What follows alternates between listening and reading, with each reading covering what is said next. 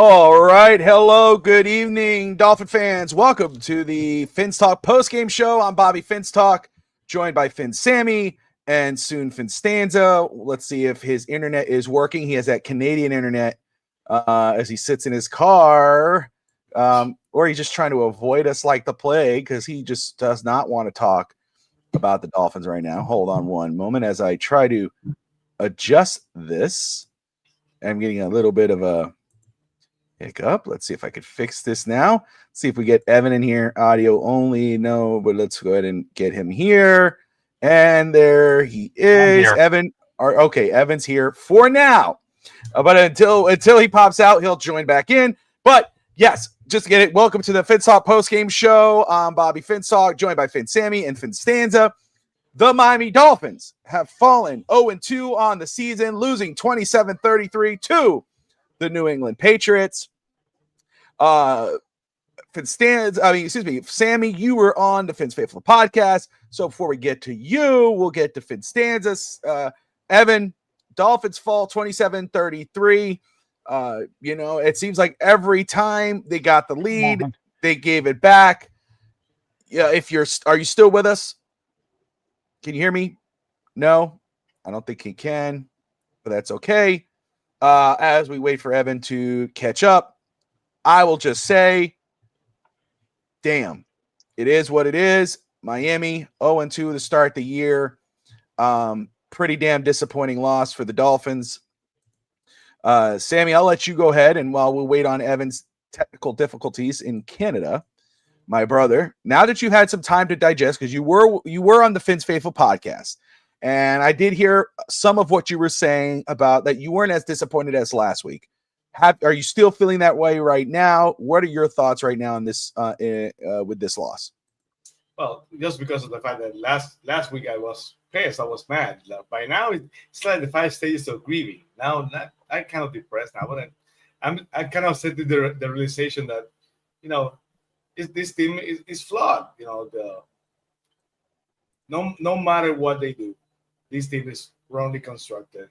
I defended Chris Greer from every now and then, but this team is completely it's just a mess.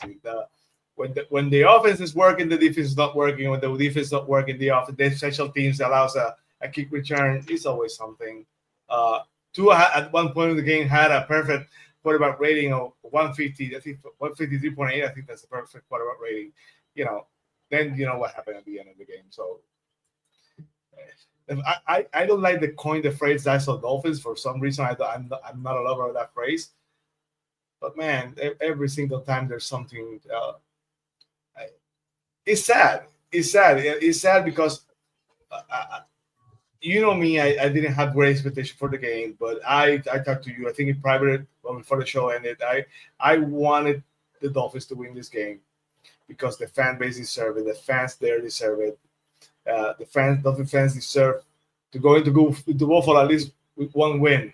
But now we're headed to Buffalo 0-2, and the Bills they're dying to be the ones who put the nail in the coffin of the McDaniel Tua era if they can find a way to stop the Dolphins. So it's even worse than we could ever imagine. So it's hard. It's hard. It's sad. It's disappointing, but it is what it is. All right, let's see if Evan is officially back. He is, of course, being a dad, and that life happens, so it's all good, totally understandable. Evan, are you officially back with us for now? No, he's not. I know this is bugging the heck out of him. So that is okay. Yeah. What's that? Costanza? I'm so mad. I'm so mad. Look, how much longer before heads roll? Josh Wingate, Adrian, Tom Brady, 12 in there. He's out like the Dolphins. Orion, Greg in the house. The Back It Up Binge podcast. Great to see you, my man. Always, Zach Minger, National Cream Filled Donut Day. My goodness. Look, dude. First off, just to start off the game, with that near INT, and Miami gets saved. it just felt off. And it felt like the Godfather 3. Every time you thought you were out and you're like, oh, hold on, they got it. They pull you back in. And it was just a giant letdown. Again, Tua's numbers on the day, 26 of 32, 315, 2 touchdowns, an INT, a terrible INT. And I know people are going to look at those numbers and look at that game and go, oh, Tua played good today. You see, this is it. I don't know if I saw that. I didn't feel that. No, it was give me 1 second, Evan, if you can hear me, bro. I'll send you the link in just a second. Here's I'll try another way to get in here. But I saw a lot. I saw some, and it's not just him. I don't want people to say, oh, we're not. No, it's not just him. But there was a lot of him and a lot of McDaniel. And the defense, what defense? There is no defense. It was, when the game started, when you have it where when you get off the field, the team, you're already getting boos. The boo birds are out. That's very disheartening. And Evan brought it up before the show. It's crazy how the show starts, and then, his in there went out. But we'll see if he gets in here in just a second. I think he's popping up in the back. But I'll just say that the blame game has already started. McDaniel, Tua, they're already kind of pointing fingers, and we're going to get into that. Let's do this again. Better now, Evan says. We will see. You got that Dolphins Canada internet. Let's go ahead and pull him up here. It's called data. It's called there he is. It's called there data he plan. is. It's called data plan. It should be home. When I'm home, we'll be perfect. I'll be on very fast internet. But maybe it's a plan. Maybe it's like no one wants to hear from me tonight, so someone cut the data internet so it wouldn't work so well for me. And I will just say too, very quick, and then Evan, get your reaction now that we got you, maybe, because now you got you're stoned. Tyreek showed visible frustration today, and so did supposedly Jalen Waddle from our friend Lou from Dade. He was talking about Jalen Waddle expressing some big time frustration on the sidelines. Evan, are you still there? Yeah. Maybe. Is there a chance? No. Is there a chance Thursday night? Look, man, there's a 0.1% chance that that Miami defeats the Jets. If the Dolphins play the way they're playing, even when the offense played like that today, there were glimmers of hope from the offense. But every time Miami would get ahead, they'd give it right back to the Patriots. And again, 2 weeks in a row, they have made the opposing quarterback look elite, Sammy. And again, if you think it's going to get easier in Buffalo, you're out of your mind, because when you compare these athletic quarterbacks that can run and could throw and whatever, you look at the Daniel Jones, you look at what Drake May did. What do you think Josh Allen is going to do? It's you know what I'm saying? It's like, and Evan, if you're hearing, yeah, brother, don't worry, bro. Whenever you get home, you can hop on and join us from your home internet. Because my goodness, it's all good, my man. No problem. The wilderness. He's out in the wilderness of Canada. Yeah, that's right. He's somewhere. Let me get through the comments very quick. Just to say hello to everybody and see what people are saying. Ray Finkel, Evan looks creepy. Greg says this is going to be fun. He says, evening, guys. Evan, let's see your hands. Fire them all, Orion says. Back it up in podcast is not surprised. Predicted no playoffs, rinse and repeat season. Josh Wingate, how much longer before heads roll? We're going to touch on that. Adrian, I had a great time during the game. It's all part of the plan to get that first pick in the draft. Ray says, listen, I know Evan's in Canada, but I just heard a report that it was spotted outside Tua's home. Heard a report. we'll get into Thursday night. Let's see. John Green says that throw to Tyreek was poorly underthrown. That's true. Let's see. Chris Bahamas, tour guide. That's my boy. Let's see. How did Patrick Paul look today? He might be a bright spot on this O-line as you guys build going forward. I don't know. There's no chance. Timothy, what's up? Daniel, Josh, he played well the first 2 weeks. I'm okay making big moves at this point. Firings, trades, I'm down. Stack picks for the draft. Scotty. There you go, Scotty. Steve Malloy, don't panic, Dolphins. It's just 2 games. You are sarcastic. I can't take Weaver much longer. Let's get into that. Because Daniel was banging that drum last week. And Evan, as much as he will say, I need the apologies about Mike McDaniel and everything else, and I know he will say it once he gets in here. But that defense, we understand the flaws of the defense. We understand the secondary. But Rasul Douglas, who a lot of people in all of Dolphins fandom were banging the table for, get us Rasul Douglas. We need Rasul Douglas. Let's go get him. Can't cover no one. Jack Jones lets a corner end touchdown. We understand the flaws of the secondary. The defensive line was supposed to be the bright spot. Bradley Chubb did get a sack. We'll give him that. He did get a sack, 2 sacks in 2 weeks. But again, not really consistent. They can't stop the run. They can't stop the quarterback. And as much as as Evan would say, and we'll see if he gets in. He's going to try again. Just wait till you get home, but we'll see. But I think his audio is on at least. We'll see if the audio works. But Evan will talk about McDaniel. He's also talked about, hey, Anthony Weaver, this is our interim coach. This would be the guy. But Weaver has not, and I doubt Evan's on that boat still, but Anthony Weaver has totally failed so far 2 games into the season. His defense, I don't care about the flaws, are not prepared, has not been prepared for a second-year quarterback and a below-average quarterback by most people's eyes. They have not been prepared. They can't stop him. There's no way they're going to stop Josh Allen.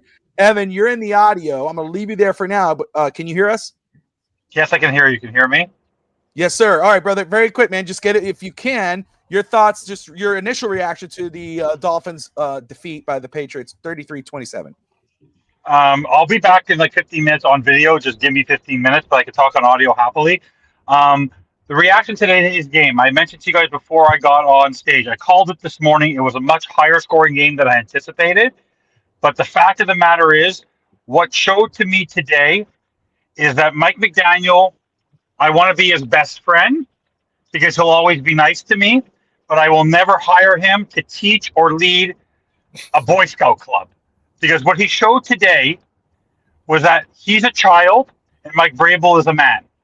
Mike Vrabel outran KJ Britt on the return. Did you see how fast he was running? When Drake May made a mistake or he had a poor series, he comes over and talks to him. Mike McDaniel, every time Tua made a mistake or there was a bad play, did he go over to Anthony Weaver and give him shit? No. Did he go over to Tua and talk to him? No. Mike McDaniel is not a head coach. He's a nice guy, but I don't understand what is taking Steve Ross so long to realize that he made a mistake and admit your fault and move on. All he is doing is he's hurting his fan base. He's going to lose fans as a result. And people like Scotty and people like Daniel and people like Big E and people like Dolfreaky and people like Chris Barker and everyone like that and all the people that support this team and travel everywhere, they deserve so much better than this. Sammy, who's going to be flying from Puerto Rico, you and me flying wherever we need to go, all the podcast networks that show up who will put our blood, sweat, and tears into supporting this team and talking about this team. Mike McDaniel at the podium today blamed his coaches, blamed Tua, blamed everybody, but then but it's still his fault. Yeah, sure, damn right it's your fault. Tua blaming McDaniel. Yeah, it is McDaniel's fault because in the end, it falls on the head coach. He didn't make eye contact during the press conference. There was a blame game. You even texted that to me. The fact that people raised money to put a fire Greer thing in the air and he's not even really self-aware of it. It's absolutely unbelievable and unacceptable how they lost this game. And you want to know why I said this at the pregame show? Devon Achane. What a star he is. Sign him tomorrow. I troll him a lot. But you want to know why he stepped out of bounds? Because the guy is gassed. You are utilizing him like crazy. When we hired Mike McDaniel, he was the run game coordinator in San Francisco.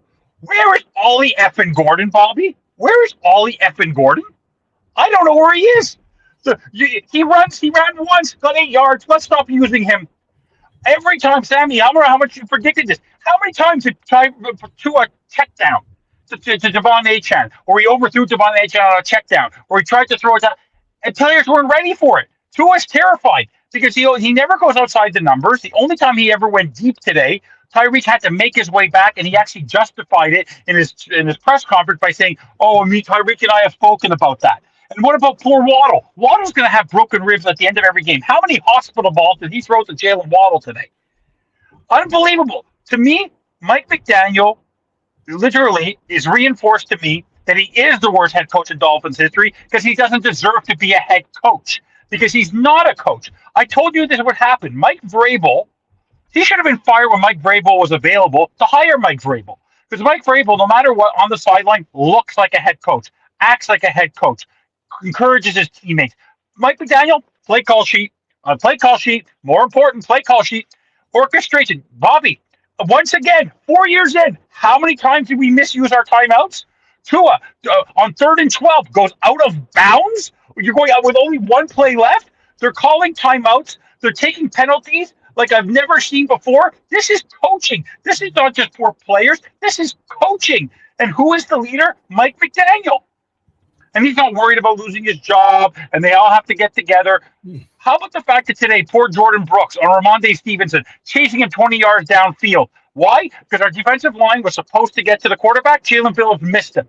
The tackling, that's coaching. Unbelievable. They still can't tackle. Overall, this was a laughable game for me, and I will send all of you the laughing fit that I had when Tua threw the interception, because this was expected. This doesn't surprise me because this is par for the course. This is not what Bobby, when you used to tell me after year one, and when I was knocking on McDaniel after the Chargers game, and then after the Buffalo game, you're saying he's a rookie head coach. This is 4 years. And Brian Flores, we argued about the pregame show. Brian Flores did more with a 10-6 and 98 record than Mike McDaniel has ever been able to do with the stars that he has. The poor defense, they can't do anything about it. I feel bad for Weaver. The defense has been awful, but no offense, as bad as the defense has been, the offense has been worse. Because I'm sorry to tell you this, it's the same old Devon Achane. Get the ball to Devon Achane, and that's it. Yeah, but that's. But I'll say that because you did say that, and I know we're gonna touch on the Dolphins' offense. But let me ask you, and I'm gonna make sure we do because I want to bring up Achane. We will talk about Achane because I know you brought that up to me. What a star! He is 100,000%, and we'll touch on that. But I just want to get Dolphins defense, my brother. Because you have been a component or an advocate for Anthony Weaver since he signed with us and was hired. Yeah, I don't want to put words in your mouth, but I have to believe. And you can tell me I'm wrong. You say, Bobby, it's a hiccup, whatever. Scotty says he's suspicious of Anthony Weaver now. You can't be happy with Weaver as defensive coordinator right now. Oh no, I'm just very disappointed in Anthony Weaver. But I wrote this. Do you guys remember my text? I have a feeling I wouldn't have been surprised if McDaniel, or Greer, to save themselves for one more week, would scapegoat Anthony Weaver and fire him as a scapegoat, because what he's done, he's playing zone, which is nothing that we all like to see, because he saw that if his pass rush doesn't get there, and the Ramondre Stevenson play was the exact carbon copy, our linebackers can't cover. And what frustrated me most about Weaver today is that Willie Gay made this incredible play in the fourth quarter. Let's take him off the field. Like, what? Your fastest linebacker, the guy who was making one of the best defensive plays of the game, let's take him off the field after one play. He was absolutely Anthony Weaver. Like I told you this, Mike McDaniel spoils I think there's a famous movie, I don't know if you guys have ever seen it, it's called Lean On Me with Morgan Freeman, great movie, where he once said, one bad apple spoils a bunch. But that's what Mike McDaniel is. Mike McDaniel is a bad apple that spoiled everything around him. He ruins everything. Honestly, Tua looks miserable. Tyreek looks miserable. Waddle looks miserable. Nick Westbrook doesn't exist. By the way, where did we use a tight end today? I did not hear Tanner Connor or Julian Hill named once. Not on a block, not on a pass. Mike McDaniel is by far he makes Brian Flores the most selfless human being on earth. He has not changed, Bobby. That's one thing I got to give him credit for. He has not changed. But what's crazy is they went to get Ollie Gordon a power back. Alec Madison, a short yardage guy. They went to go draft Jonas Savaianaya. They went to go get James Daniels. They went to go get Nick Westbrook-Akine. They went to go get bigger players and power backs, and Mike McDaniel doesn't use them. He's not using Nick Westbrook. He's not using Ollie Gordon. Like, what was the point? Why are we going to get players and not use them? It makes absolutely no sense to me. The guy is the most stubborn human being I've ever met in my entire life in football. I miss Brian Flores. I know. I was gonna say again. Evan is. I just love how Evan brings it right back to McDaniel. I go, let's talk about Weaver. Back to McDaniel. Bobby. No, let me explain something. Every player should be accountable. Tua has been disgusting. He's been awful. But when Tyreek Hill has been your best leader and you've given him crap all year, which I think in his head he wants to be a pro because he knows he has no guaranteed money at the end of next year, and he knows he'll end up being traded at the. But Bradley Chubb is giving his all. But you don't hear Zach. There's so many disappointing players on this football team. But in the end, Stephen Ross wrote that statement. You have it right up there on that the current is not acceptable. Well, who is the guarantee? Who is the most current thing on the team? It's even with Tua's injuries and everything like that. It's Mike McDaniel. I just want to say in the comments, Daniel Scotty, Josh Wingate, co-host of the On the Clock Miami Dolphins Draft Podcast, talking about the draft.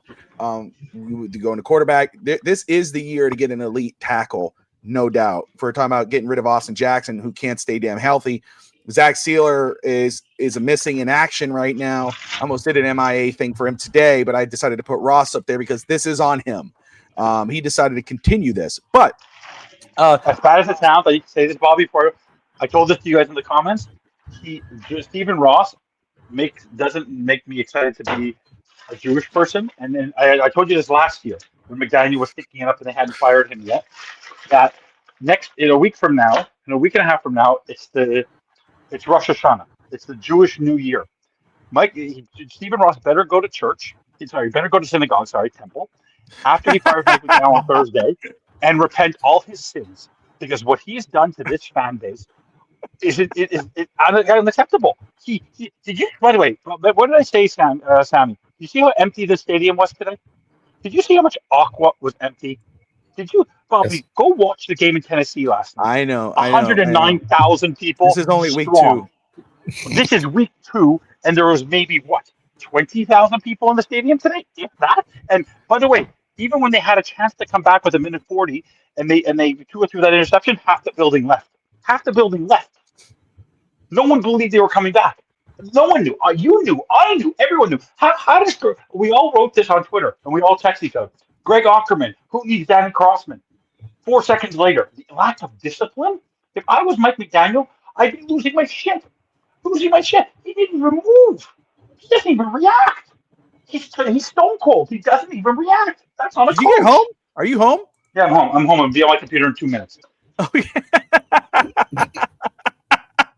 Okay.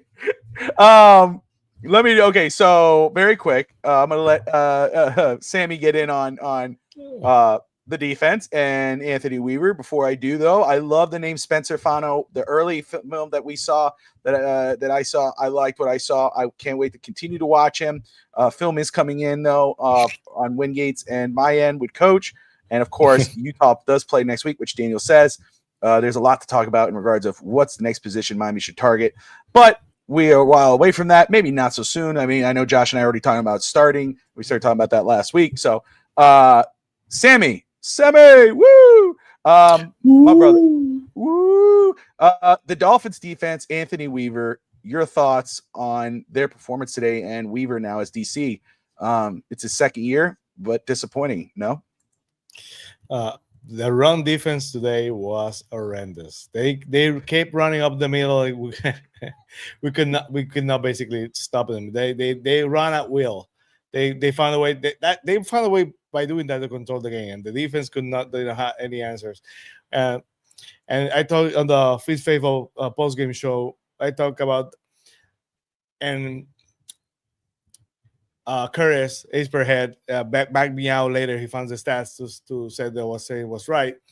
They use a front four against our offensive line. They thought that our offensive line could not even handle the front four, and they drop everybody back to pass defense. So basically, it was easy for them to control the game because they only had to use 4 linemen, and the other way were clogging the middle of the field. So they did what they had to do on defense, but we didn't. We could not find a way to stop the run. The pass rush again is sus. This was supposed to be the strength of the team. It wasn't.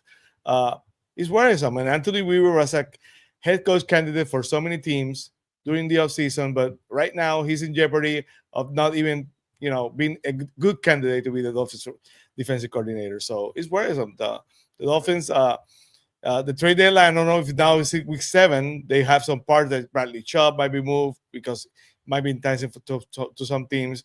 I would not be surprised if Jalen Phillips and the defense, the Dolphins can send, I don't know, to the Cowboys or something like that, because the defense, if we're missing a couple of those pieces, it's not like the defense is gonna be much better. They're probably better for other teams who find a better way to use them. So the defense is a huge disappointment because I thought they didn't spend as much money on defense, but I expected the defense to be better than they play, even with the bad corners. But it is what it is. Not to mention Mika Fitzpatrick, who basically is non-existent at this point. And Iffy was benched today. If you didn't notice, Iffy was benched today. They brought in Dante Trader. At one point, they benched Melifonwu because he was playing so poorly that they actually put in Dante Trader. But like all of them were awful. But the run defense was disgusting. The problem was our running was great today, but up the middle, Devon Achane. Up the middle, Malik Washington. Where was Ollie Gordon? Bobby, explain to me. Ollie Gordon gets 8 yards. Run defense, doing well. We're talking about defense. No, but my point is that you're trying to bring it back to McDaniel. No, I'm not. Yes, you are. Yes, you are. No, I'm not. This was a running type of game. And what my point is that it was working on both sides, but one wasn't. My point is that I don't know why they didn't adjust on the defense. I don't know what they were doing. That they couldn't stop Stevenson. They couldn't stop. It didn't matter who the England Patriots put on defense today, on the running game today. It didn't matter if it was Gibson. It didn't matter if it was Trayshawn Henderson. It didn't matter if it was Ramondre Stevenson. They had a three-headed monk. They had a three-headed three-headed monster, and they worked. It worked the whole time. But the defense, unbelievable. And the more time you gave Drake May in the pocket, forget it. The defense was cooked. The linebackers can't cover, and and Marshall looked off. Marshall looked like a rookie today. Trader looked like a rookie today. Minka, like you said, is not there. You don't even know who their safeties are. But the problem is that it's a unified poor effort. And by the way, a trivia question for all of you for the 2025 season. The first time that the Miami Dolphins made a defensive stop this season was when? Do you remember? When was the defense's first defensive stop of the season? Do you know when it was? Second quarter, third quarter, probably. No, when Drake May took a knee to go in for the half. Remember this. The first official stop for the Miami Dolphins to stop a team was the team taking a knee. That's how pathetic our team is on defense right now. And that's on Greer, by the way. That's on Weaver, but it's just as much on Greer. Because to go sign the players that they signed is deplorable. But it's like that guy, the grumpy man in the middle there, who better go repent his sins on the Jewish New Year. He allowed this to happen. He is, because he's not a football guy. How many times have we all said we need a president of football operations? It's unacceptable. It's just not right. Because we're such passionate fans. They're all psycho bunnies. That's why I'm wearing this hat. They're all psycho bunnies. So we can move on to the offense because you brought it up a couple times. So I'll make you happy, and we'll get to it. Because you brought, first off, Devon Achane. What a start. all jokes aside, and I know there's, we'll go back and forth. You freaking love that guy, man. He just puts 110% on the field, like every time he touches the ball. And you know what? I know there's a few people that talk about the step out of bounds. I don't know if it was gas, Evan. You brought it up earlier. It's gas. He was trying to juke the guy in front of him, and he was trying to make a play because our team can't make plays. Our teams can't do it. Tyreek could probably make a play if the ball's a little ahead of him. He had to stop. That ball was dead air. Tua got it out to him. It's so much your offense can do that, unlike Tyreek, and I'm not Tyreek. Again, you saw the body language on the field and the visible frustration after the game. It's a totally if you look at his body language during the game and you're like, oh man, after the game he's going to be saying something. No, it's a total different conversation. But you can see where he's trying to make plays. It's just not happening. Devon Achane. So shout out to Tyreek with 6 receptions, 109 yards. I mean, making the catches. Jalen Waddle had a touchdown. Devon Achane, 31 yards rushing, 11 carries, but 8 catches, 92 yards and a touchdown. Malik Washington, 1 punt return for a touchdown, which was great. Of course, the kickoff return right back at the next one that took the lead back. He had 3 carries for 23 yards. Ollie Gordon, 1 yard, 8 carries. I thought you were supposed to be a physical team. I thought that was the idea going forward. We were going to be physical. That wasn't me saying that. That wasn't Evan saying that. That wasn't Sammy saying that. That was the Dolphins. Culture change. Physical. We're going fair. We drafted Kenneth Grant. We drafted Savanea. We drafted these big guys. We're gonna be physical. We got Ollie Gordon. We're gonna be physical. Who's Kenneth Grant? Talking about the offense now. You had your chance. No, who's Kenneth Grant? I haven't seen him yet. I know. You gotta wait now. It's my turn now. I'm talking to you. Anyway, who's that? All I'm saying is, I don't know where Ollie Gordon is. All I know is that when he did touch the ball, I saw the same effort as an Ollie Gordon. I saw the same effort as a Malik Washington. No quit, grinding and pushing. Those are the guys we should have out on the field. I'm not saying, give the young guys a chance. I'm saying put the guys that actually want to show they want to win, that show they want to make a play. Why are we having these other guys that are showing nothing on the field? Get those guys out of the game. Talked about the blame game earlier. I know they lie to us. I know. Let me get over here very quick if I could find some of this, because I want your initial reactions. And so let me start with the very first one, which I thought, I'm not gonna lie to you. When I read this, I thought it was a lie. I thought it was like, a made up thing that people were doing, but it's from 5 Reasons Sports who tweeted it. Mike McDaniel. This is Mike McDaniel's quote. And Sammy, I'll let you react first, because I know, you'll get right to the point and you'll move on, and then we'll wait for, Evan to get into it, and Evan will go for 30 minutes. Today's his Christmas, so don't he's ready to go. He says, and shout out, we have over 162 people watching right now, all tuning in from wherever you're watching, Twitch, YouTube, Twitter, or X, Facebook. We appreciate you all tuning in right now. You're watching the Fins Talk postgame show here on FTSN with Finn Sammy of Fins TV, Finn Stanza, and myself. If you're anywhere other than YouTube, hop on over to the channel, hit that like and subscribe button, and let your feelings be known. Mike McDaniel, quote unquote. Ultimately, I look at absolutely everything falling on me. That being said, I'm very frustrated with some coaches and players that did not execute with the game on the line. Our communication and substitutions were up to par. We had the opportunity to win the game, and we robbed it from ourselves. Sammy, you hear, there's other comments, and we'll get to those, but that right there, I just want to get out of there, and then we'll get to Evan. You hear that? What's your first thought? My first thought is, who is he speaking about? Is he talking about Tua?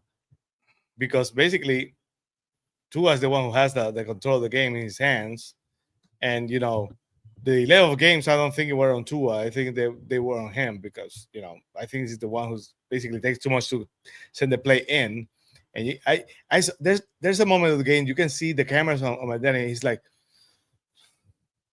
I've never seen that before. He's never done that before. He's been frustrated, but he tries to play it cool. He's trying to be in control. I think that's the first time ever I see him so distressed as in reacting, like that.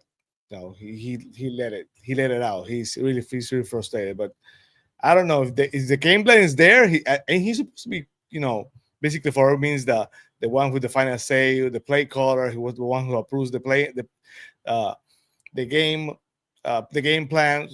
I don't know. He can say whatever he wants. He can be all the frustration he wants, but it stops on him. He's the one who's responsible. Of course, Tua had the chance to win the game. The pressure sometimes it wasn't all on him.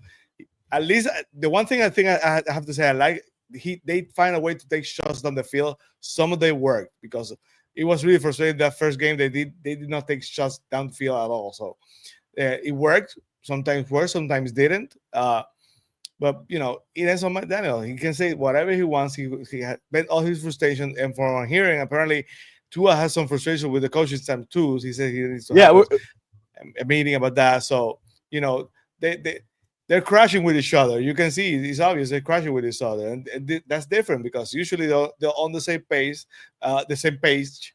They lost it. They're all happy. They're all kumbaya about it, but we want some reaction from them, but this is not the kind of reaction I expected. So it's gonna get rough. Okay, so I will say you're right. We're going to get into that comment. So there you go. Scotty says he's talking about Tua there. Yes, that's what I thought. That's what I thought. So he says outside of play calling, getting in late, the entire offense comes out of the huddle walking in very slow. Both driving me nuts. We went no huddle. Daniel says McDaniel will probably be fired Friday morning, but I'm not sure things are going to change. We're going to get into that. We will get into that. And this is coming out. Agent's right. This comes after a players only meeting. This is the effort they give. Evan, quickly, because I want to get into the other comments made, but just you hear that. If you want me to reread it, I can. But you see that, you listen to that. What's your initial reaction? Like, what do you think? Who do you think McDaniel's trying to not throwing it, but yeah, we'll throw in the bus, whatever. Who do you think he's talking about? Where's he going? Darryl Bevel and Tua Tagovailoa. Simple as that. You can't blame.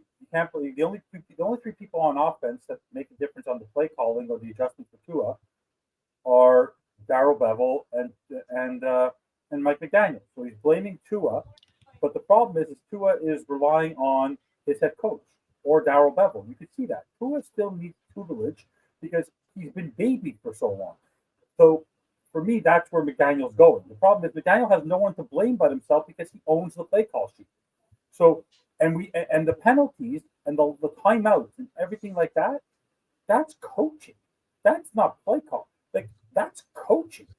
So I don't care what the quarterback, because you haven't given do you think that in a game like that, you think the audacity of a coach like Mike McCarthy when he had Aaron Rodgers or Bill Belichick would ever blame Tom Brady or Sean Payton would ever blame Drew Brees? Of course not, because everyone knew they had independent minds. We all know this. We're all very self-aware of the fact that Tua has never been able to do things on his own because Mike McDaniel doesn't want him to do things on his own. So Mike McDaniel knows his job is on the line, so he has to now he's in defensive mode. But unfortunately, his defensive mode is as string cheese as the Dolphins' defense. All right. So, Evan, I will stick with you on this one here. And I'm just going on base of what I was seeing and what I saved. So it's not in order. So forgive me. But this is Tua connecting with Hill and Waddle in deep throw. He says, having some talks with Tyreek and whatnot, that if I throw it deep, just don't think that I'm going to throw it for 80 yards. As you're running down, do your best to track the ball because you can potentially be stopped. I'm paraphrasing because it's kind of cut in. Your thought on that comment there about, it's not always, basically talking about, players having to stop to make the catch instead of running in stride to catch it and running for an end zone. You're gonna have to stop to make that play because his arm's not strong enough to do that. Tua has a noodle arm. Tua is basically doing what McDaniel. They're both now playing the game of, oh boy, I'm in trouble. I may not be here next year. And I have to, no quarterback should ever have a play, unless it's a comeback play that's planned. When he threw that ball to Tyreek had to go play it like a center fielder and had to judge the ball.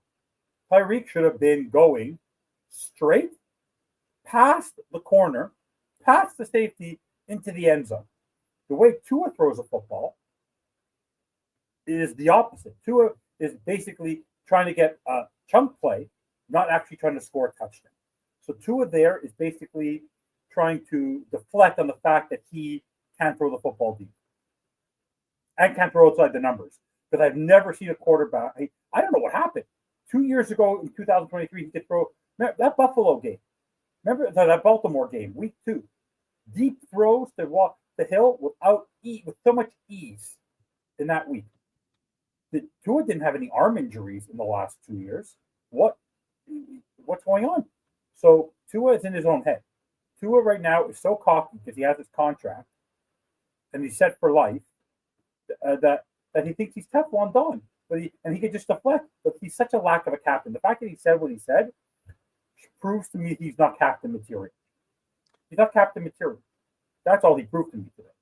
McDaniel will continue to prove that they are not leaders. They're not leaders. They're followers.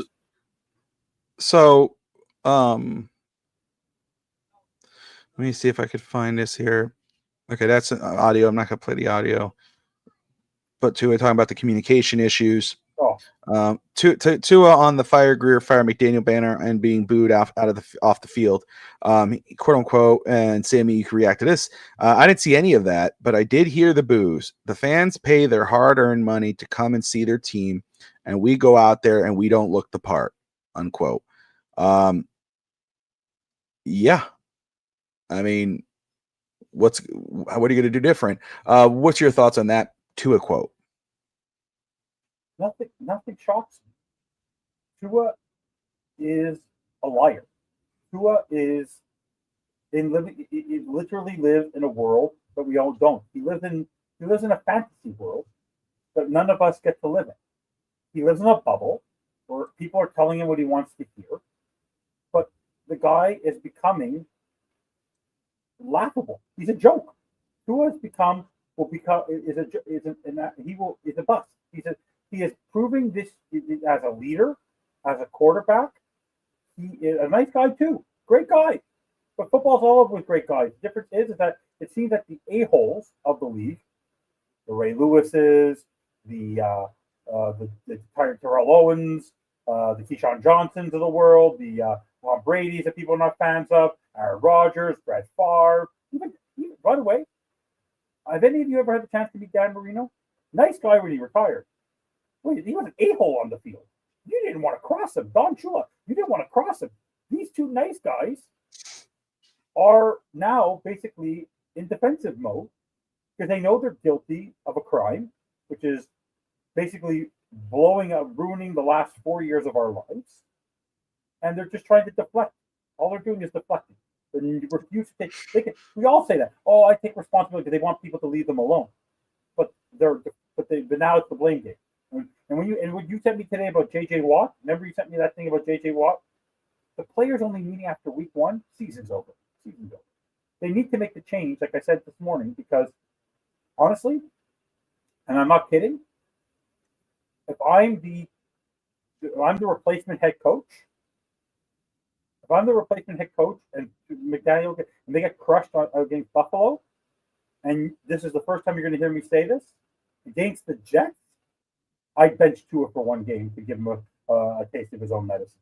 I'd bench him and play Wilson against the Jets and let him play his former team for that one game, just to give Tua the fact that this is no longer your team because you haven't earned the right. So you're going to sit your ass down on the bench. You're going to watch hard-nosed football because go watch the rest of the league today and some of the quarterbacks that are showing up. Tua needs a fresh start. McDaniel needs a fresh start. Like I told you, these 4 years, McDaniel and Tua have ruined 4 years of our lives of being Dolphin fans because they thought they were better and they made it seem like they were better than they ever were because they got too hyped up. We all drank the Kool-Aid because of Tyreek and this and that. Like, if you look back, I regret now getting Tyreek because I think that sped up, and Chubb because it sped up the idea, and Jalen Ramsey.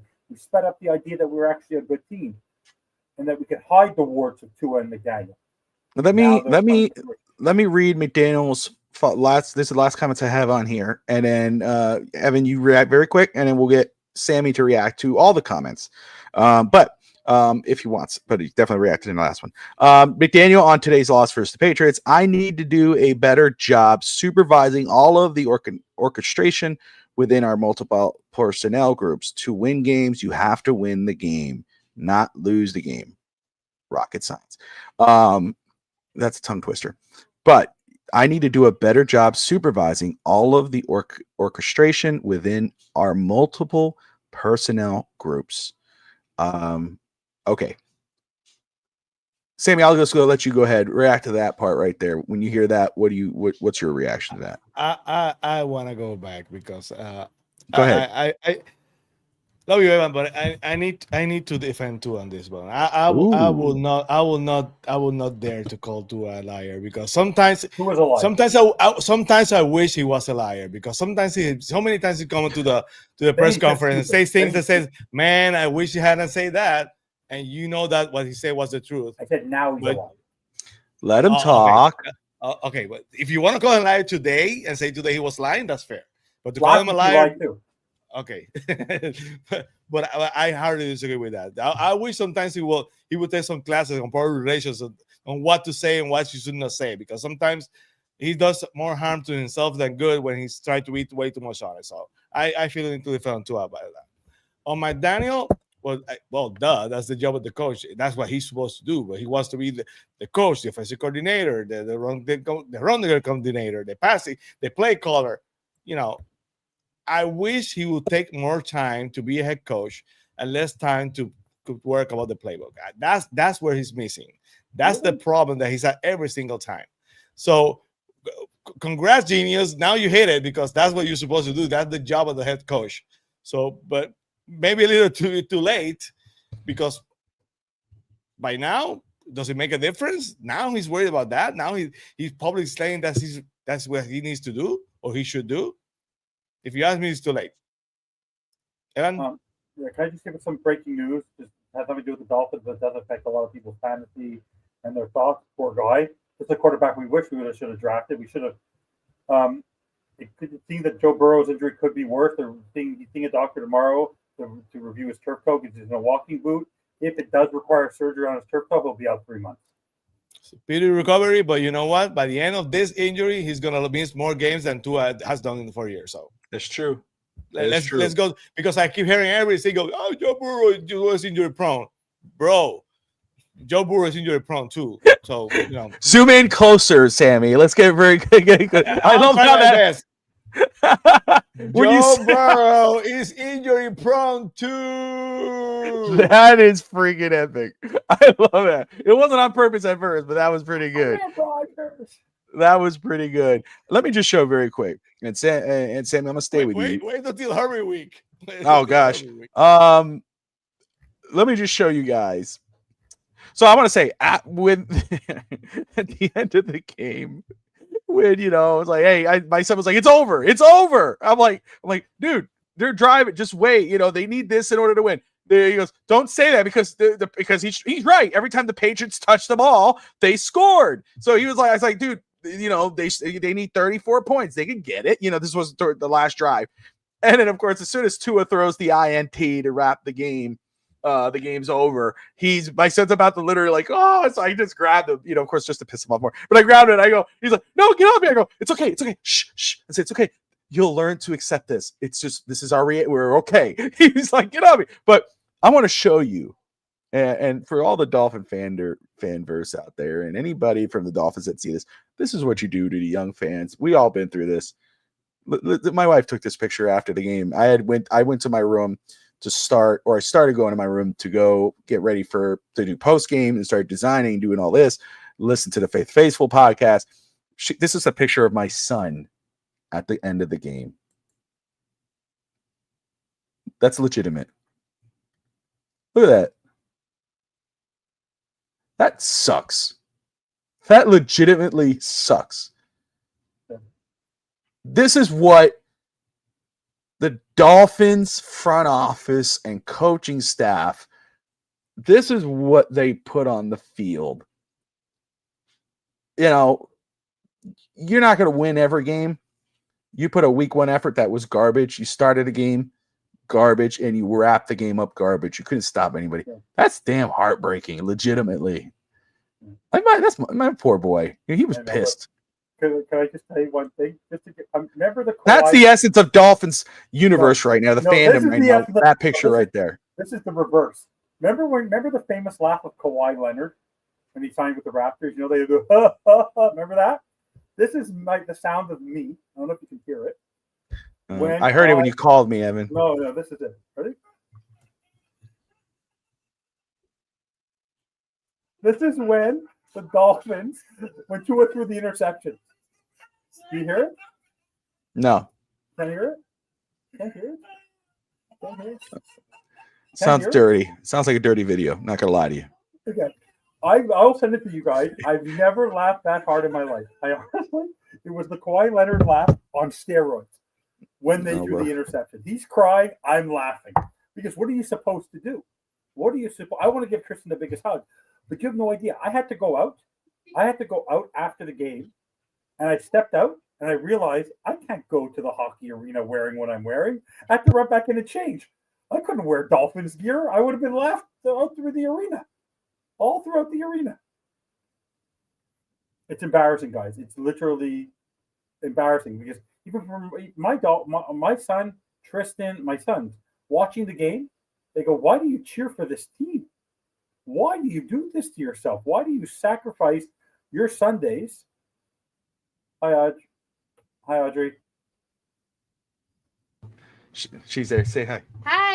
Hi, Audrey. That's the oldest. I know who Audrey is. I'm saying to everyone else who's seen Tristan 1,000 times, they haven't seen Audrey too much. But she's going to sleep, so she's coming to say goodnight. But all I could say is, for people like Tristan, in the end, you support your team because they are a team. But at the same time, there are moments where you have to judge your team, and where now he's learning at a very young age. At least he'll be stronger for it. He'll be stronger for it. I think Adrian wrote it in there. It builds character. It does. But I just told him, I said, dude, we deal with it. So Evan, I'm gonna stay with you because you're in the bottom of the screen here, and I know this is you're in trouble. Oh, look, Evan answers other people, just not me. You don't want to piss off Doll. You don't want to do that. All right. I answered her. I'll answer her after. I'm sorry. I do answer her. She didn't answer me for weeks. Some people want the Dolphins to fail so they could. I did know because I was afraid to actually answer her because last week I was hard on Achan, so I was a little. You were scared, yeah. I don't want to hear anything. Not that you did, but I don't want to hear anything about Achan. Oh no, I complimented Achan this morning. He is the freaking superstar. No, but that's the problem. Yeah, but Bobby, who had the most receptions on the team today? Achan. But again, is that McDaniel or is that Tua? That's on McDaniel. That's on Tua. No, that's not McDaniel. Yes, but the problem is also the offense. All these people are saying McDaniel's this great, amazing McGenius. What's his name? Washington had nothing to do with McDaniel. Achan's touchdown had nothing to do with McDaniel. Like a lot of the his play design has been awful this year if you think about it. Because the setup right away for Tua, which is McDaniel, not Tua, is to put how many checkdowns were there today? Telling Achan to go stand along the line 2 feet away from Tua is a Mike McDaniel thing. Having the guys motion back and forth with 2 seconds left, that's a McDaniel thing. Yeah, but again, hold on. Because that final interception, when Tua decided to go in the middle of the field, that's when he threw a bad INT to wrap the game. Guess who was to the left of him, wide open on the check down? Who could have ran straight ahead? So that's on Tua. Those are decisions by Tua. And guess what? Thank God we have Devon Achan to catch the ball and do something. Because if we had anybody else, they'd be stopped behind the line of scrimmage and we lose yards. Like, I'm all about what I'm about to ask you. I'm going to let you go. And I know you're excited about it. Move on from McDaniel. And I'm all about hey, he's the head coach. This falls on him. And I'm not impressed whatsoever. But let's be real. 8 catches by Achan, which is not bad because Achan that's who he is.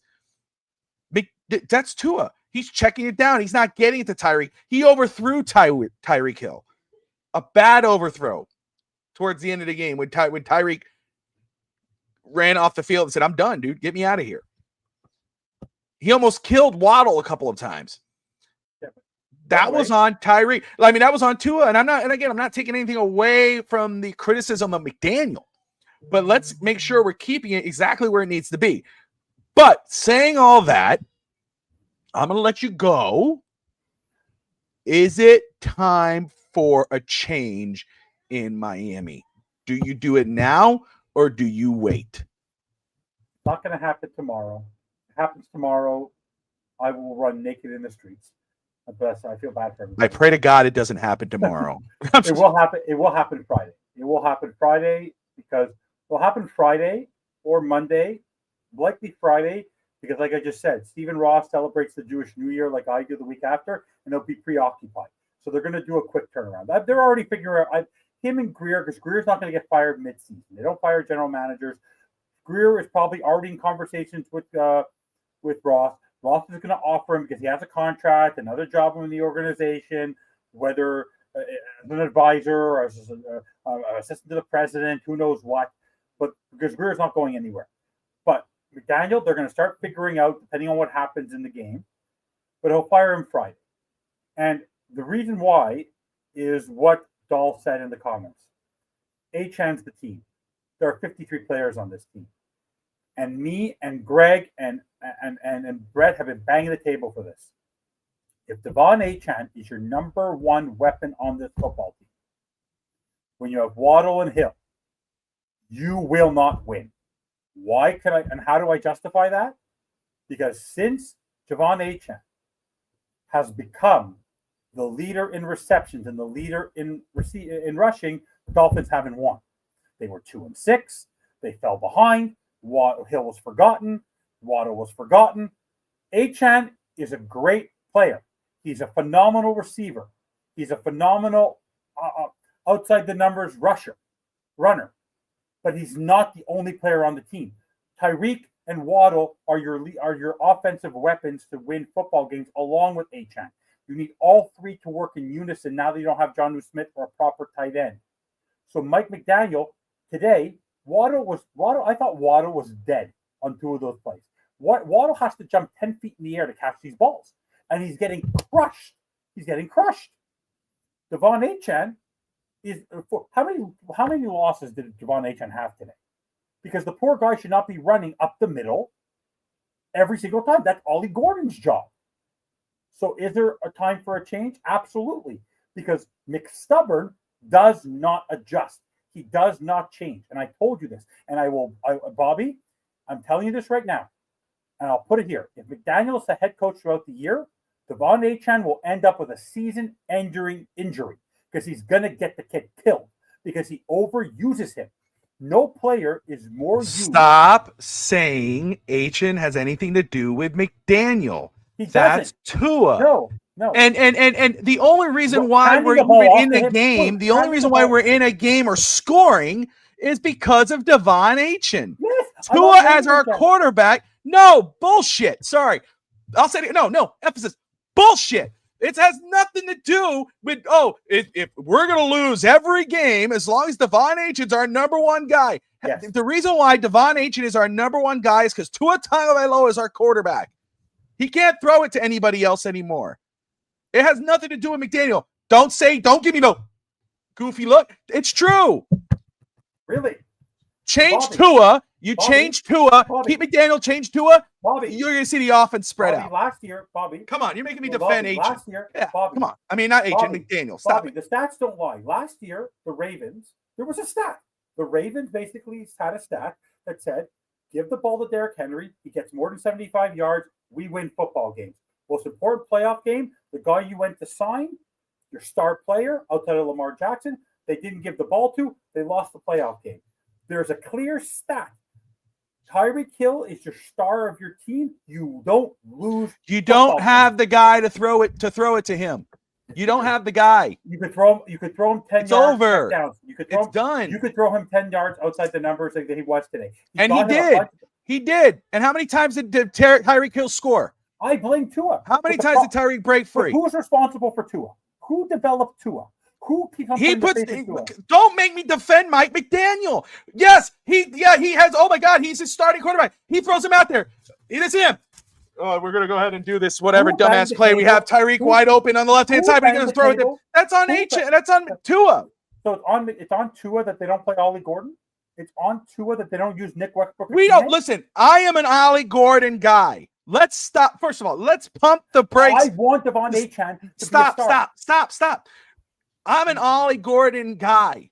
I was banging the table for Ollie Gordon before a lot of other people were. I was on the phone with some of my closest peers Greg, in where this are you? thing that Greg, we're doing. Greg, where are you? No. I don't want to hear any of that crap. Stop true. it. Stop it. Think for yourself. Stop it. No, you're not. Because you keep bringing up them. Who are you talking about? They're not here. You're here. Look, there's the thing. I'm an Ollie Gordon What's our guy. record with Devon Achane as our leading back? What's our record? That's Tua Tagovailoa. What's our record with Tua Tagovailoa as our quarterback lately?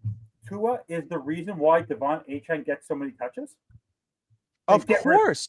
That's the reason. That's the only Absolutely. reason. There's no other weapons. What are we talking about here? So Tua all of a sudden from 2023 to 2024 forgot how to throw the football when he was the leader in passer rating, getting 4,000 plus yards, throwing the ball downfield. All of a sudden he forgot how to do all that. We forgot. Not that he forgot. He can't do it anymore. What, his arms just fell apart?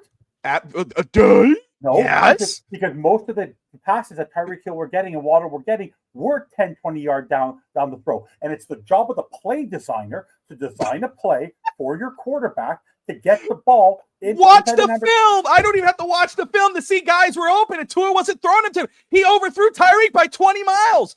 He threw the ball in Orlando. And then when he throws deep, he throws 5 yards behind. His best offense is getting into Devon Achane. I never wanted to sign Tua to the extension. I have big problems with Tua.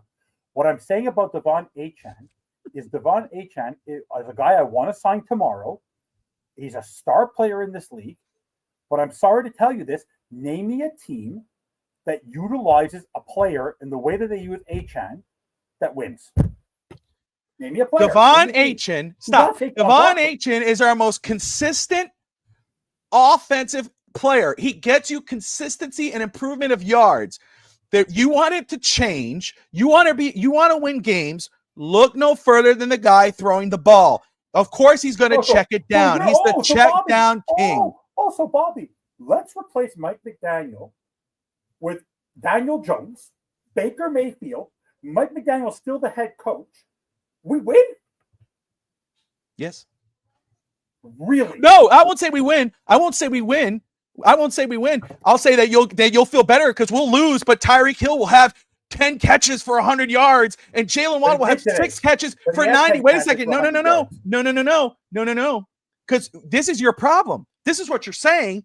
Oh, we lost this game, but look at Devon Achane's number. Man, if Tyreek Hill would have had 100 yards. Oh, wait, he did. He had 109 yards. Wait a second. If Jalen Waddle would have had multiple receptions. Oh, wait, he had 5 receptions and a touchdown. Did we win today? Did we win? You want to know why we lost today? Devon Achane? No. We lost because the quarterback and the head coach are a disaster. They go in unison. They go in unison. The play calling, the penalties, the not being able to snap the ball, not being able to read the defense. That is a combination of two guys who have been having sleepovers and milk and cookies, watching film together on Saturday nights, who can't get out of their own way. And what I'm trying to say is they're going to this is why I'm frustrated. Because the life of a running back in the NFL is one of the shortest in the league. And you're taking a scat-sized back who could be a Pro Bowl star, offensive player of the year type, and you're burning him out. He should not be getting the number of touches that he should be getting. That is on the quarterback. He got 11 touches. He got 11 carries. No, he had 19 touches today. But you're talking about receptions? Everything. Total receptions. He had more than quadruple the touches of any other player on the team today. Because he's the most reliable, consistent weapon. It's easy. It's an easy get. But that just tells you how flawed this football team is and how flawed it is that McDaniel can't find a scheme or an adjustment since last year. That's why I'm frustrated. It has nothing to do with Devon Achane, the player. Let me make it clear. I love Devon Achane. I troll him like I troll Jason Sanders. I do it for the fun of it. But my point is that every team has, if you look today, Bobby, Drake May didn't matter if it was Ramondre Stevenson, Mac Hollins, Gibson, Henderson, Diggs. It didn't matter Hooper, Hector Henry. Everyone got the ball, even if it wasn't deep. Mike McDaniel and Tua together can't figure out how to incorporate anybody in the offense. That is on both of them. And I'm worried that we're going to take our best player and burn the crap out of him, or he won't want to be on this team. If I'm Devon Achane and Mike McDaniel and Tua are on this team for the next 2 or 3 years, I wouldn't want to play for this team. I wouldn't want to sign an extension. I'd want to be out of here. Oh, he's going to get paid a lot of money because they're their coach and quarterback. He's getting everything. And he's showing that he could be that guy. And again, 20 touches is not a lot. 4 times as many as the rest of the team. But that's not a lot. In reality, in a perfect situation, first of all, I wanted Derrick Henry. I was betting that people were going at me for wanting Derrick Henry. I just want to throw that out there. But that's not a lot. Let's be real. No, in the pass game, he's phenomenal. The running game for Devon Achane right now doesn't make sense. The way they're utilizing Devon Achane in the running game is deeply concerning. Because if you look at how they utilized him in the run game today, it was misused. Because all of his great plays today, Bobby, were more out of the back, were more in receptions than they were in runs. And you know that for a fact. I am not questioning Devon Achane, the talent. I am questioning the utilization of him by Tua and Mike McDaniel. It is not a formula for winning long term. It is to allow you to stay in football games, put up points, but it doesn't lead anywhere. It will not lead you to greatness because of the fact that you can't rely on one player to win your football game. That's why Baltimore went to go get Derrick Henry to try to elevate their team. That's why the Eagles, not to just have Devontae Smith, went to go get A.J. Brown. Then they went to go get Saquon Barkley. That's why the Chiefs now are 0-2 because they don't have the necessary. Why are the Chargers doing well? They added speed. The Miami Dolphins are focusing on one player and one player only, and there are 52 players on the roster. And if you are convinced, and the fan base is convinced that Tua is the main problem, then bench Tua.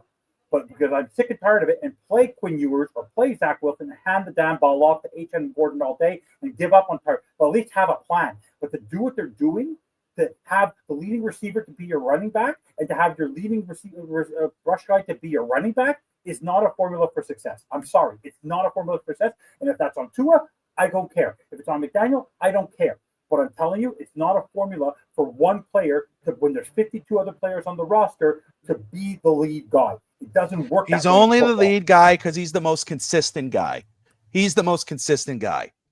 Again, you're acting like they're saying, okay, just no, it's the drop off. And again, it starts with Tua as he's easy, he's wide open, he's gonna catch, he's gonna make a play. That's on McDaniel. Because McDaniel banged the table, walked into Ross's office, and said, give him his contract. Right? Who asked for Tua to get the contract? Do you remember who it was? I don't know. I don't work behind the scenes. I have no Everyone knows who it was. It was McDaniel banging the table for him. So that was his quarterback. He could have walked away from him. He could have made a play on the 5th-year option. Maybe. I don't know. I think he was hired to babysit Tua.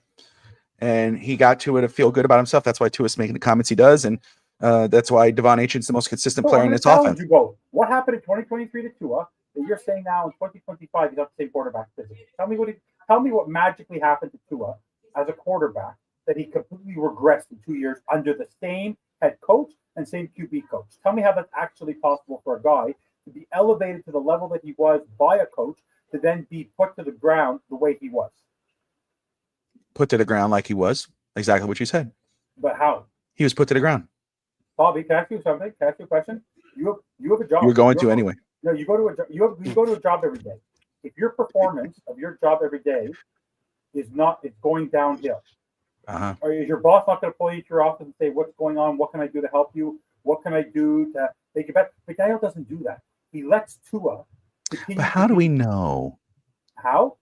How do we know he doesn't do that? Because Mike McDaniel has never shown to us on the field the way Vrabel showed today. You saw it today, Bobby. You watched it. That was a head coach talking to Drake May. When's the last time, except when the team was winning by 30, you see Tua and McDaniel even engage during the course of a game? Yeah.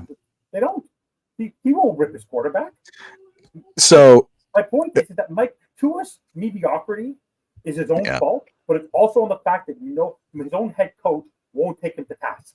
I think the argument here, and I want people to understand, the argument here is Devon Achane being schemed to be the number one guy, or is it Tua just getting down, checking it down to Devon Achane? I think that's the argument. I just want to make sure, because I think you are on the thing of it's time for a change for McDaniel after week 3, after the loss to Buffalo. I would bet. But wasn't I the first guy on this network? Or I haven't heard anybody on Podcast Network say bench Tua. I'm the first one to say it. No one else has said it. If they fire McDaniel, where have you been the last 3 years? I think a lot of people said bench Tua. No, you have not. You have not said once. You said everybody. You didn't say me. I said tonight, after today's game, no one has said after the Buffalo game that they fire McDaniel bench Tua for one game to give him a dose of his reality. If you bench him, don't bench him for one game. Bench him for the rest of the season and just see what you got. Whoever the hell you're gonna do. They won't do that. Yeah, you can do that if your team sucks. All right, let's get Sammy in here. And before you answer, I'm just eating popcorn over here. I'm good. My God, Sammy. Okay, I was gonna ask you, and because I know you touched on this, and I will ask you this. No, yeah. Do you want to, first off, what's your reaction or your points? And I will respect if you disagree. But the debate we're having here about Devon Achane, is he being schemed? Because it sounds, I'm not defending McDaniel, but is he being schemed to be the number one guy, or is it Tua checking it down to Achane just being the most consistent player in our offense, consistently available, consistently making plays?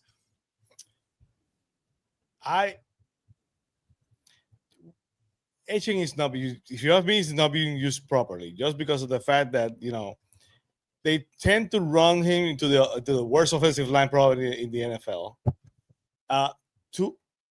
He does. Ivan loves you, Bobby. It's a peace offering, I think. Oh, well, Bobby loves McDaniel. He loves McDaniel. Oh, is that what you're saying? You're such a Bobby loves McDaniel. Mm-hmm. I don't think Bobby's getting that tattoo anytime soon. But Achane is a start. I agree with first of all with Bobby. Years from now, we're gonna look back and say, "Man, we lost the best years of one of the brightest stars the Dolphins could have ever had." Because the guy, he's so fast. He's just. You know Eckler, the guy who's used to be with the Chargers and now he's with the. He's out for the year. Those kind of backs need to be used properly.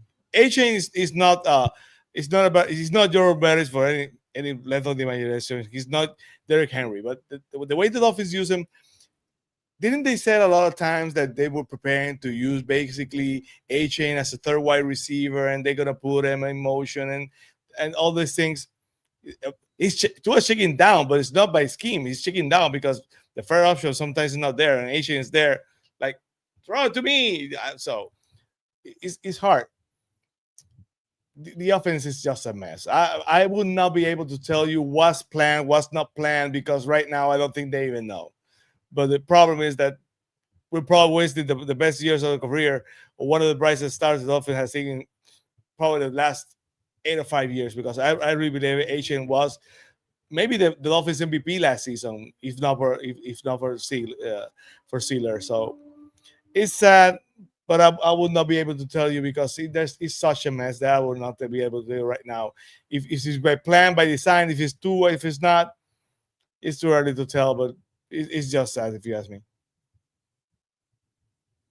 So, all right, and then just to get off that, but just to ask you, and I know you touched on this on the Fins Faithful podcast post-game show, and shout out to George and Jason Sarney and the crew there. You guys had a great show, a lively show that was still going on for a while when I checked back in earlier. But I know you touched on this, but I'm going to ask you here because you've had some time to digest. You've seen the comments and everything. I will say, I think Evan said the same thing. If there was a change, I don't see it happening tomorrow. If it's an embarrassment in against Buffalo, I could see a change Friday morning. Where do you stand on that? It's hard. I don't. That would be the right thing to do. The right thing to do if it's embarrassment will be to move on I don't know, Friday. But it's like everyone said. Of course, the calendar. Stephen Ross probably has a different calendar that the NFL has a calendar because of his faith. So you have to respect that. I'm not joking. I really mean it. So probably Monday. Let's say Monday. By Stephen Ross' calendar could be on Monday, but I don't think he will do it. I know everybody says it's gonna move on. I, for one, think that he's gonna stay with McDaniel for the whole season. I might be wrong. I know the odds are against what I'm saying because that's what they should do. But somehow I think that he's gonna hold on to McDaniel for what it's worth. I don't think Stephen Ross wants to go through this. He doesn't want probably to go to even a change at head coach if it was for him, because the last time was so difficult for him, was a mess.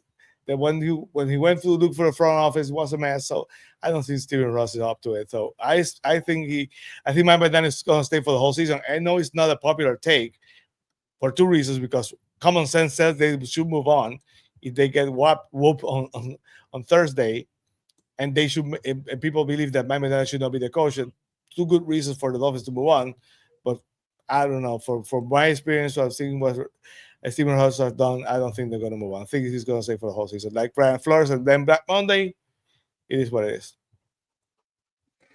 All right, so moving on to Buffalo. We got the Buffalo Bills on Thursday Night Football, 8 p.m. Eastern Time, right, Evan? Or it's 8:15? 8:15 Eastern Time. And so we'll be on at 7 p.m. Eastern Time. We'll have a full crew there. So excited about doing that. But the Jets did defeat the the Buffalo Bills beat the Jets today 30-10. I told you they were going to whoop them. They did. They did. I'm gonna ask this from 0 to 10. Evan, we'll start with you. Right now, I mean, I don't think this is going to change from now to Thursday anyway, but 0 to 10 chance Miami upsets the Bills on Thursday night. 0. 0%. They don't have the 30-10 would be a decent score. I believe the score on Thursday night, they will put. They'll put a 50 bagel on the Dolphins defense, and this will be a 50-10, 50-15 score. We'll get the Achan will have a good game. Achan, and by the way, I'll predict this. The team will average. There will be a stat line for the running game, where we average about 7 or 8 yards carry, but because we're going to fall so far behind. So quickly, Devon Achan will get the yards and all that. Ollie Gordon won't get much, but this is going to be a joke. It's going to be a 50 big. It's probably going to be a 50-7, 50-10 score. It's not even close. Like, you and I can start post-game. If the game starts at 8:15, you and I could do post-game show by the end of the first quarter. It's not even close. It's not going to be close. Give me it's number one, it's a night game. Number two, it's in Buffalo. There's nothing in there to show. The Jets showed more fire last week than the Dolphins have showed at all. The Dolphins have given up 33 points a game against one second-year sophomore quarterback who's still learning the ropes, a guy who won the job from Anthony Richardson, who was basically thrown out of, was at the Tua level in New York and got thrown to the Vikings, and then took a chance with the Colts, who they won again today in a crazy ending, where there was a penalty from Denver, and they got the re-kick on the field goal, and they won. We're now facing Josh Allen, the MVP of the league. He's our daddy, and he's gonna whoop us. It's not even gonna be fair. Like, the Dolphins should basically say, "I quit," before. They remember that famous match, Bobby, between Mankind and The Rock, where Rock was part of, and they actually did the microphone where they recorded a voice of Mick Foley saying, "I quit, I quit." Yeah. That's what the Dolphins should do. They should bring in scabs. because it's not worth it. Why should Stephen Ross have to take his hard-earned money, charter a plane, put these guys up at the high-end Ramada Inn in Buffalo, because there's not much to look at nice in Buffalo, go to this game to be whooped. You understand? We're going to be there, and all we're going to hear is the loving of Josh Allen, how bad to it. Basically, how much more pain do the Dolphins have to go through? Us fans listening, you understand the talking heads tomorrow? Mike Florio is going to have a field day with us. He is going to have a field day with Pro Football Talk. It's ridiculous. It's unbelievable. I don't remember a time, Bobby, even in the Flores era, even going back to when we started this rebuild, where the Dolphins were as much fodder as everybody else. Like, I'm laughing if I'm the Bills. Like, this is what we have to face. This is what we have to face. This is nothing. This is a joke. This is like unbelievable. It's laughable. Like, there's nothing the Dolphins can do. There's nothing they can do to win this football game. The only chance they have to win this football game is to play Zach Wilson, because Zach Wilson's actually beaten Josh Allen in Buffalo. That's the only chance they might actually have, because he's the only guy on the Dolphins roster at quarterback who's ever won in Buffalo and beaten Josh Allen. So if I was the Dolphins, you want a chance? You say there's a chance? Play Zach Wilson. Damn. That's a good way to wrap that one part up. I like that. Sammy, on to Buffalo. What's your chances? I think Evan has, if you need someone who creative for your industry, for your lab, please hire Evan, because those ideas are really outside the box. Bright minds think like that. So I commend you, Evan, for that, because you're smart. Because I could never come up with something like that for sure. Bobby knocks me, but he appreciates my creativity. Yeah, exactly. Exactly. Like I said this afternoon with George and Jason, this is the kind of game that we see so many times other teams rise up and find a way to win. What happened there? Adversity is opportunity. Adversity is opportunity. Yes, adversity is opportunity. And we see this so many times. The underdog that no one expected, they found a way to be cohesive and they win the game. Usually, we're not the ones at the end on the end of winning the game. We're the ones who we get beat by the team that we're not supposed to be lose to. So, but right now, if after the loss they were disappointed, but they were not pointing fingers, I will say from a scale to 1 to 10, 10 being the highest, I would have said 3. But after the finger pointing today, I will go to 1, because I will never say 0 just for the sake of, I'm a Dolphins fan. And so you're telling me there's a chance? By the way, I have to say this. Please go ahead. Big E had the best line today, best tweet today. I don't know about if you saw it. In week 1, there had to be a players' meeting, closed-door players' meeting. After week 2, there needs to be a closed-door fans' meeting, because we all need to revolt. Yes, I love that. Bobby, this is, like, honestly, if they lose to Buffalo and they don't fire McDaniel, there might be more Marlins fans at a Marlins game than there will be in Dolphin Stadium. They will be able to give away the tickets. If Mike McDaniel's the head coach on week 4, if they lose to Buffalo and get spanked, by the way, I was cheering for the team. I wanted to be Buffalo. I will be jumping up and down. But with Tua behind center, with that string cheese vanilla defense, and Mike McDaniel calling the plays, we're done. The game's over before it started. I will say I just saw this, and forgive me, and Evan, you're right on. But I just saw that myself. The Colts beat the Broncos today. So, and here's the thing too: if New England and the Colts scored 33 points 2 weeks in a row, Miami's defense has given up 33 points against the Patriots offense and the Colts offense. What do you think Josh Allen is going to do on Thursday night with the Buffalo Bills. And the Jets defense is still good. With Quinton Williams, Absolutely, no doubt. Gardner, they did that to the Dolphins. They did to an Aaron Glenn run defense. By the way, there's a lot of bad teams in the league. There's Chicago got curb stomp, like I said they would, by they did. Detroit. Okay, 50 points, right? 50 points. Yeah, 52 points. You saw the game. Even though the Giants lost, they went to overtime against the Cowboys.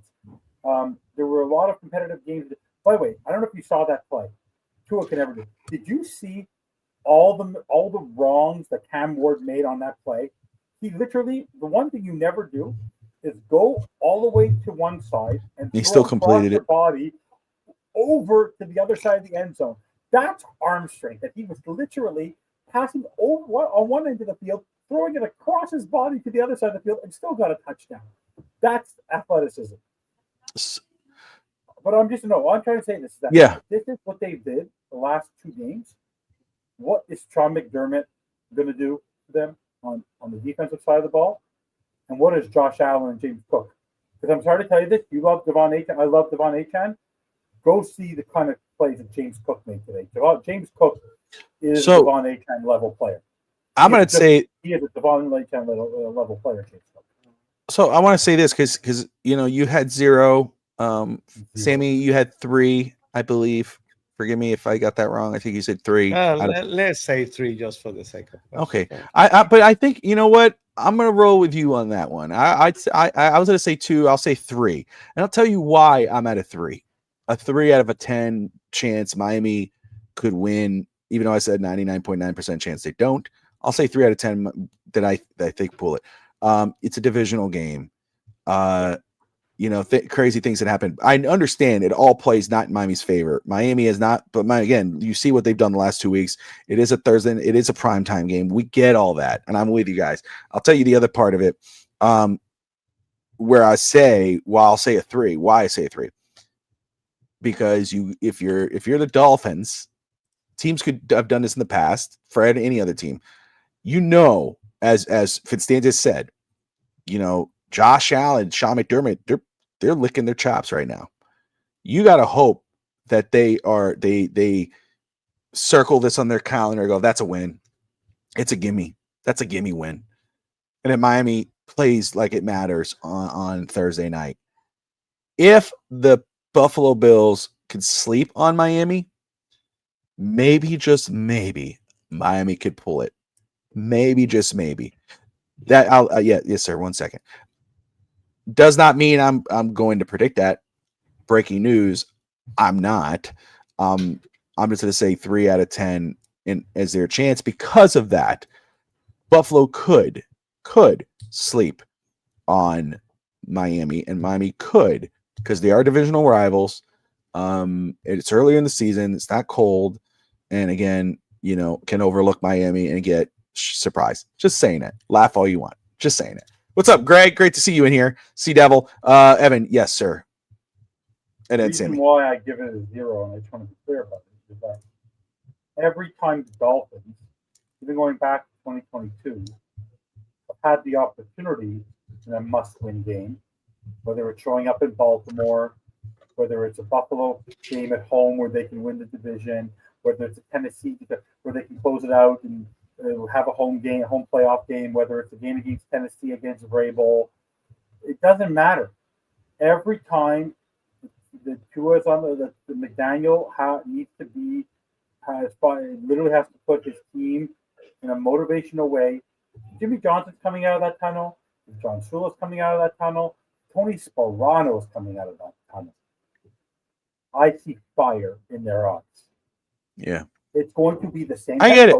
I'm just saying. I'm not saying it's going to happen. I agree with Victor. McDermott's not that guy. He won't let them do that. I'm saying that would be the only chance Miami has to win if they did that. The problem is that Miami has proven to us over and over again when they need to win big, important, on-the-fire games to determine their season.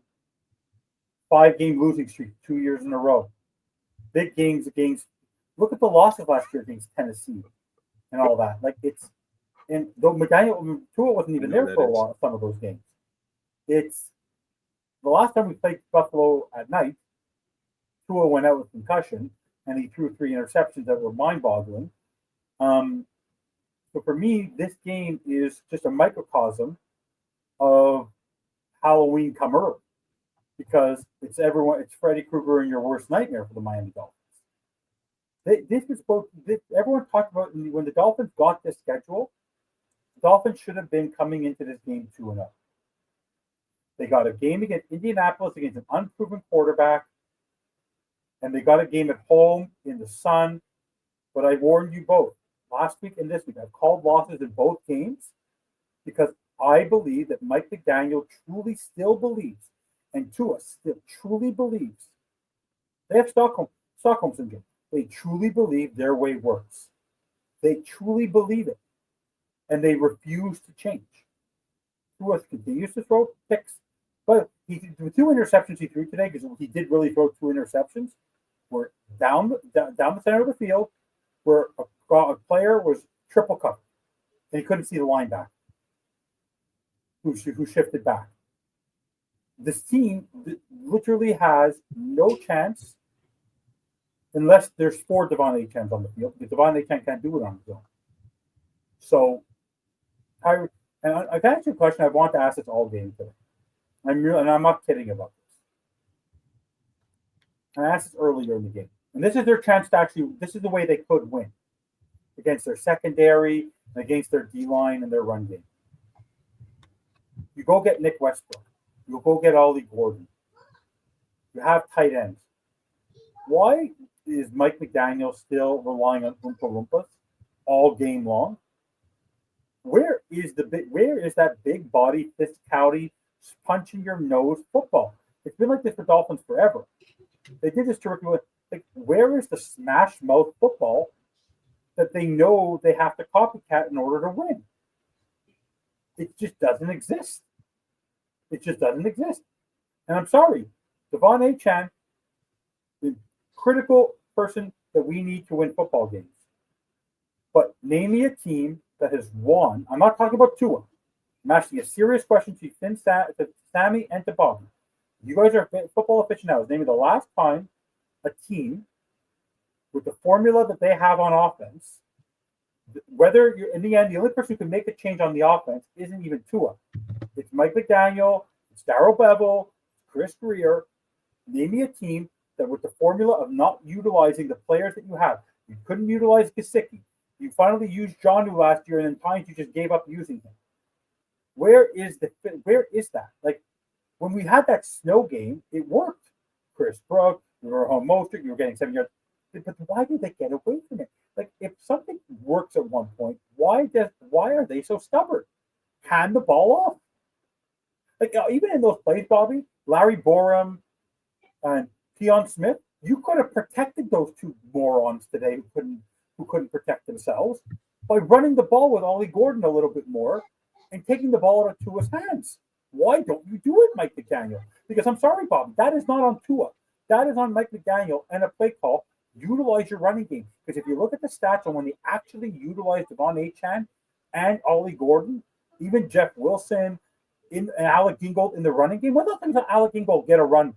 I don't even remember the last time he was handed the ball off or used as a fullback. He received today, he didn't run. Where is that physicality? If the Dolphins would have lost today, but I would have seen Ollie Gordon get 8 to 10 touches, Devon Achane get 8 to 10 touches, Ollie Gordon getting 8 to 10 touches. In the short yardage, bring in Jeff Wilson. I would have said nothing to that. Change up something because it ain't working with Tua. Because that's what you used to say. Game manager Chan Pennington, Jay Fiedler, game manager for Ricky Williams. If your best asset right now is your run game, utilize it more. Utilize it more. Be physical. Punching them in the mouth. Doesn't happen. That's how they can beat Buffalo. If they can get some defensive stuff and they punch them in the mouth and take long drives. And by the way, both of you, have you looked at the time of possession on this team? You know, at the end of the first quarter, we had 1 minute and 40 seconds in the first quarter. Like, it's unbelievable. The possession game. Bob, he comes out of the half today. We need to go with a long drive and long possession. No, they didn't. Right? Remember the Kansas City game, the freezing cold game. We need to establish the run. Bobby, remember how many times Tua threw that ball in the most third coldest game of it ever? Let's throw the football. Let's not run the football. Okay. It doesn't. Yes, sir. All right, Sammy. You put you put your hand up. I'm sorry.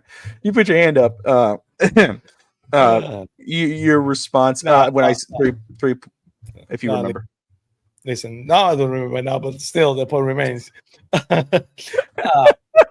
This team is one kickoff return away, or one ancient foot away from being 1-1.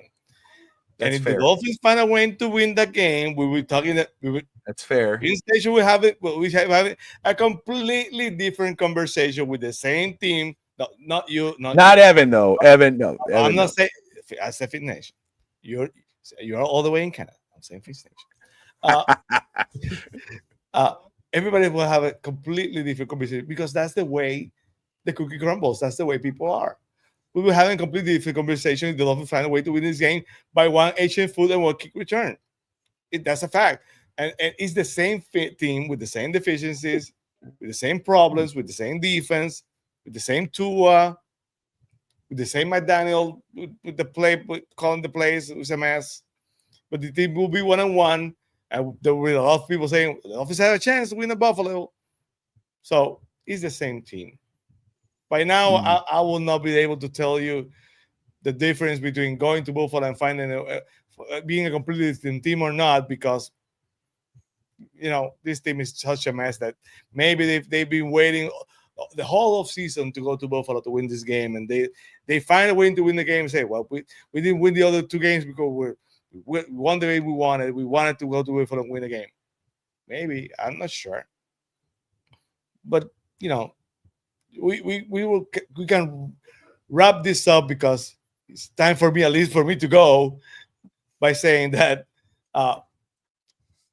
this team is flawed. This team could have won today after a mess at the start of the game. They find a way to finally have a lead. But no matter what, the same progress remains. We can debate all we want. This is the same team. Basically the same team that finished last season, because the problems from last season is like the continuation for last season. The problems for last season are only bigger, magnified this season. So, like I say every time, at least we have each other. At least we have each other. And, I think right at the end there, Sammy, right there, Evan, what you were saying, I think that is the perfect point to leave it off. We will be back Thursday night prior to the Dolphins game. I believe we will be live at 7 p.m. Eastern time Yes. to do the pregame show, Fitstock pregame show on FTSN, previewing the Buffalo Bills and the Miami Dolphins, Thursday Night Football. And we'll move on from this week and discuss that game and do our best to tell you why Miami could win, keys and all that whatnot. So join us. We first off, almost close to 200 people are watching now. It's going up and down and all around. We appreciate everybody joining us. Sammy, I appreciate you taking the time to come on here 2 weeks in a row. I really do appreciate you. And thank Evan for allowing me to share the space. Yes. Evan loves you. You're always welcome. He teased earlier. He's full of crap. He loves having you around. Finn stands and myself and Sammy, I know that you're new to this part here of FTSN with the post game show.